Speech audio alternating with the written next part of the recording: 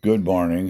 This is JC, St. Louis's oldest living hippie here, and I'm doing a quick recording. I don't have a whole lot of a voice left after yesterday because I was at a car show all day and talking to people as they stopped by, and we talked cars and music and everything but politics. It was nice to have the day off. But this article is 9 minutes long, and I'm not about to make you listen to the whole thing. So I'm just going to make you listen to a little bit of it. This birthday party is about to be crashed, and it could blow out the candles for Trump.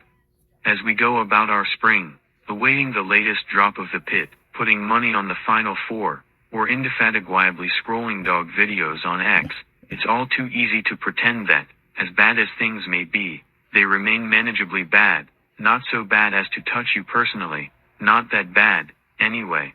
At the risk of sounding like an alarmist, please set that comforting thought aside, because things are aligned to get bad in a way that most certainly does impact you, badly. Summer is coming, and not just any summer. This summer promises the confluence of several once-in-a-generation moments, and it's best to prepare now. Prepare as one of the better Americans the world needs to see. Things are bad even outside the current political climate. Prices continue to rise, rents are now well over one-third of income, job creation is a thing of the past, the stock market, long overly propped up by exuberant AI investment, is set to burst, and even as Oracle lays off 30,000 employees, AI hasn't yet even checked its code at the job loss dance.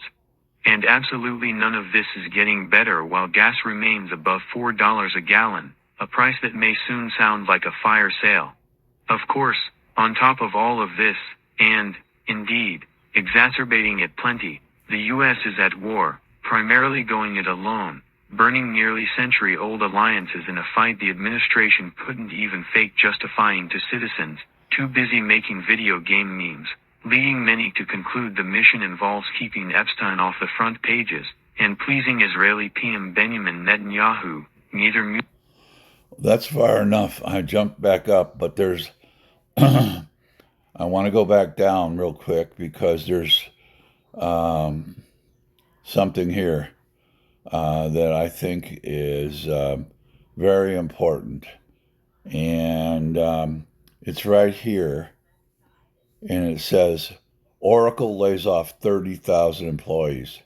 The Ellisons own Oracle. Larry Ellison, I think his first name is Larry, started Oracle back in the 80s. He's now a billionaire. His son is also a billionaire. His son owns Skydance, which bought Paramount, which owns CBS News. And this guy is laying off 30,000 people when he could easily still be a billionaire and put money back into Oracle so that these people would have a job to get them through this crisis that we're in. But he's too cheap and too greedy to give any of his billions, excuse me, my throat is sore, any of his billions to keep his employees working. And if you look down below, $4 a gallon gas.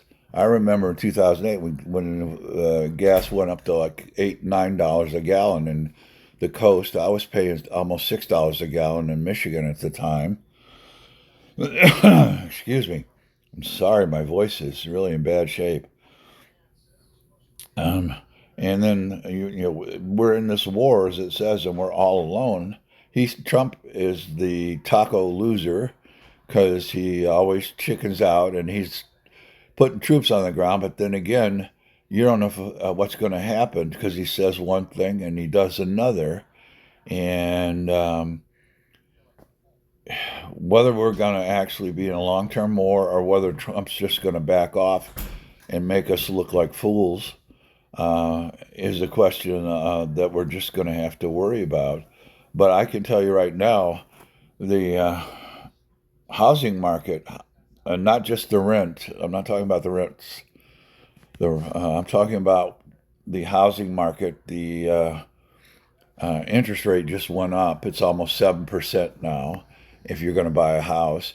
And the housing market, because of those types of interest increases and people not getting approved um, for loans, the housing bubble is going to burst too. And your house has gone up, and they're telling you how much your house is worth, and it's worth $100,000 more than what you thought it was worth. Well, when that bubble crashes, forget that. It'll be worth less than the loan you owe on it, which is what happened in 2008. And I can tell you right now, banks are not loaning money. I was the other day out and I tested it. I went out and applied for a loan on a motorcycle. Not that I really need a motorcycle, but I could not get the loan. And the guy told me that the banks are not loaning money right now, and that people with higher credit scores than me could even get loans. I don't have the greatest credit score, but it should have been enough to get a loan. In the past, it would have been enough to get a loan for a motorcycle, and he said no.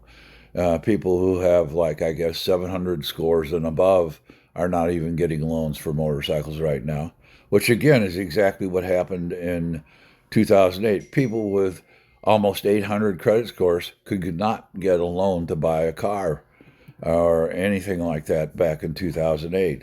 So we're headed for another major recession, and it's going to hit the wall. I don't know if it's going to hit it this summer, but be prepared. This is JC, St. Louis's oldest living hippie. I hope you listened to all this because it's very important. And so, fuck you, Donald Trump, you taco cornholing motherfucker. And Ben Netanyahu, you jack off. But to everyone else, pox some more jack and keep on trucking.